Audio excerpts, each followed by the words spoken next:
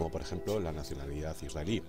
2 semanas después del 11S, Alex de Mongus, el vicepresidente de Odigo, dijo: «Es posible que el aviso de ataque fuese remitido a otros miembros de Odigo, pero la compañía no ha recibido otros informes de recipientes del mensaje». La dirección IP de origen del mensaje se pasó al FBI y 2 meses después el propio FBI seguía investigando el asunto. No ha vuelto a haber ningún informe en los medios sobre el asunto desde entonces. Odigo, como muchas empresas informáticas israelíes, tiene su sede en Herzliya, Israel, una pequeña ciudad al norte de Tel Aviv, donde también está la sede del Mossad. Pocos días después del 11S, Odigo pasó a ser propiedad de otra compañía israelí llamada Converse. Después de menos de un año, 5 ejecutivos de esta empresa declararon ingresos de 267 millones de dólares en negocios. A través de capital de fondos de inversión israelíes, el Mossad crea y mantiene numerosas empresas informáticas y de software que hacen importantes negocios en Estados Unidos.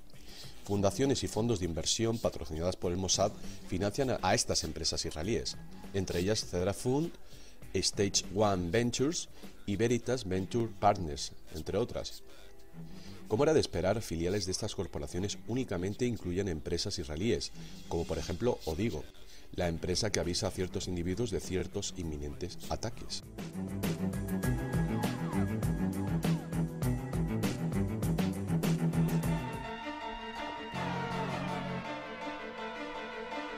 Además del aviso previo de Odigo, existían informes de que la sucursal de Goldman Sachs en Japón también emitió avisos el 10 de septiembre del 2001 a sus empleados para que no se acercasen a edificios gubernamentales estadounidenses.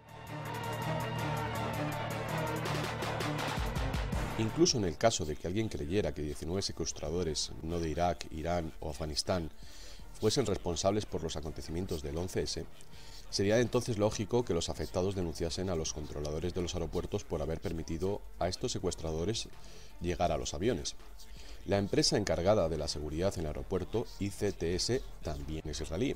El propietario es judío y se llama Ezra Harel. La compañía está registrada en Holanda. ICTS es la empresa responsable de verificar la identidad de los pasajeros que abordan vuelos a Estados Unidos en el aeropuerto Charles de Gaulle de París. La mayor parte de los empleados de ICTS son antiguos agentes del Shin Bet israelí. En el aeropuerto Logan de Boston, donde supuestamente subió a bordo el secuestrador Richard Reid con explosivos en los zapatos, el vuelo de American Airlines que se estrelló en Pensilvania. Si Reid realmente era un hombre peligroso y no solo un inocente utilizado por la inteligencia israelí para incitar más miedo al terrorismo, ¿por qué ICTS le permitió abordar al avión? En la página web de ICTS se dice que se encarga de la seguridad en todos los aeropuertos desde donde despegaron los vuelos secuestrados el 11S. Asimismo, ICTS subcontrata a subsidiarios exclusivamente israelíes como Hand Lake. Se ha determinado oficialmente que secuestrar 4 aviones en una sola operación, como sucedió el 11S, sin que ningún intento fuese frustrado o sin ninguna detención, solo sería posible con la ayuda del gobierno de algún estado. También esto corrobora el hecho de que por lo menos lograron llevar a bordo un arma de fuego en uno de los aviones. ICTS es la única compañía responsable de la seguridad de todos los vuelos afectados. Exagentes del Mossad pueden encontrar empleo en ICTS con otra identidad sin que lo sepa la dirección de la empresa. Otro indicio de complicidad por parte de ICTS es que pocas horas antes de que se votara en el Congreso la nueva ley patriota, tuvo que ser modificada para incluir un texto que declarara la inmunidad de compañías israelíes al ser denunciadas en relación con el 11S. Esta inclusión en la ley patriota tuvo lugar mientras George Bush todavía se resistía a la idea de que se abriera una comisión de investigación sobre el 11S, por lo que, enfrentados a un encubrimiento internacional, se les negaron los derechos más básicos de litigación a los ciudadanos. Gracias a esta estrofa en la ley patriota, ICTS nunca tendrá que revelar las cintas de vídeo de los aeropuertos o cualquier otro aspecto de las medidas de seguridad del 11S. Evidence linking these Israelis to 911 is classified. I cannot tell you about evidence that has been gathered. It's classified information. But investigators within the DEA, INS, and FBI have all told Fox News that to pursue or even suggest Israeli spying through Converse is considered career suicide. Un magnate inmobiliario israelí de Australia que aseguraba espacio comercial en el World Trade Center contra ataques terroristas canceló sus contratos pocos días antes del 11S. Thiem Incorporated abandonó sus oficinas antes de cumplir su contrato, sacrificando así $50.000 por incumplimiento del mismo. La corporación Thiem es mitad propiedad del Estado de Israel y la otra mitad de Israel Corp Thiem. Es una de las navieras más grandes del mundo. La mudanza de Thiem Incorporated del piso 17 de la torre norte del World Trade Center una semana antes del ataque le costó $50.000 a la empresa en indemnizaciones por ruptura de contrato. Mudaron sus operaciones a Houston, Texas, y el agente del FBI, Michael Dick, investigó concienzudamente esta mafia antes y después del 11S. Como otros investigadores, Michael Dick fue reasignado a otro trabajo por haber estado investigando esta red de actividad criminal judía por orden del entonces jefe de la División de Investigación Criminal del Ministerio de Justicia, Michael Chertoff, de nacionalidad doble estadounidense-israelí. El agente Michael Dick sospechó mucho que algo mal pasaba cuando Thiem Incorporated decidió abandonar sus 10.000 metros cuadrados en el World Trade Center, abonando al propietario del inmueble $50.000 por incumplimiento de contrato. Según un documento de un agente NOC, Non-Official Cover de la CIA, una empresa de mudanzas israelí, a la vez que llevó a cabo la mudanza del Thiem Incorporated, descargaba explosivos en las mismas oficinas desalojadas en la planta 17. Después del 11S, los superiores tanto de Michael Dick como del agente NOC recibieron la orden de Michael Chertoff de abandonar sus actividades y fueron asignados a Pakistán para investigar el secuestro del periodista Daniel Pearl del Wall Street Journal, y ahora realizan trabajos de administración en Washington. Según el agente NOC, Pearl fue asesinado porque se acercaba demasiado a la pista del dinero que financió el 11S. Además, confirmó que el mismo grupo que decapitó a Pearl en Pakistán es el que hizo las decapitaciones en Irak.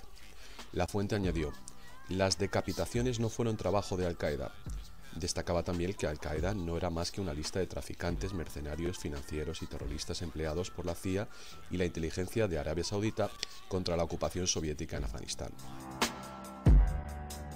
Además, destacó que todos los secuestradores del 11S disponían de identificación falsificada.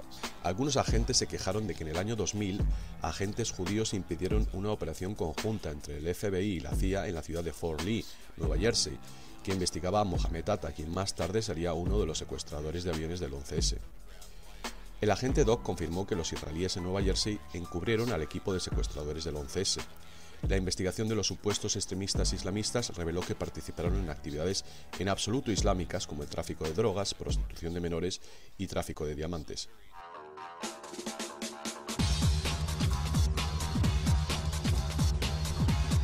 Los Angeles, 1997. A major local, state, and federal drug investigation sours. The suspects, Israeli organized crime, with operations in New York, Miami, Las Vegas, Canada, Israel, and Egypt. The allegations, cocaine and ecstasy trafficking, and sophisticated white-collar credit card and computer fraud. La pista del dinero llevó a los investigadores hasta cuentas bancarias citas en Londres, Isla de Man, Dubái, Jersey y Guernsey.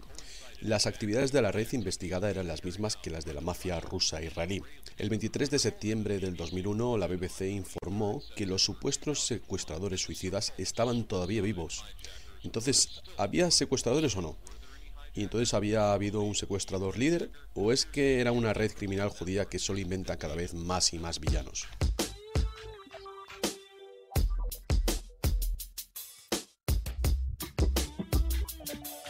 ¿Quién se encargó de la exportación de los restos metálicos de las Torres Gemelas y la Torre 7? La empresa Metals Management, presidida por el judío Alan D. Ratner. La evidencia más vital para poder determinar cuál fue realmente la causa del colapso de las torres fue rápidamente destruida después de su venta a desguaces asiáticos. Metals Management es ahora parte del grupo Sims y Hugo Neu. Ratner vendió los restos de acero a empresas chinas. 50.000 toneladas de acero se vendieron a una empresa de Shanghái a $120 la tonelada. A Ratner, esta evidencia de la escena del crimen más grande de la historia de Estados Unidos solo le costó $70 por tonelada.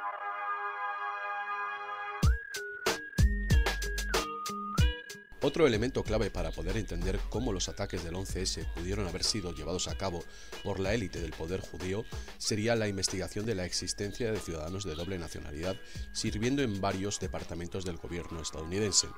La primera pregunta sobre este asunto es: ¿cómo puede un ciudadano de dos países mantener total lealtad a un país o a la Constitución y las leyes de un país sin comprometerse con el otro, sobre todo si ostenta un alto cargo del gobierno?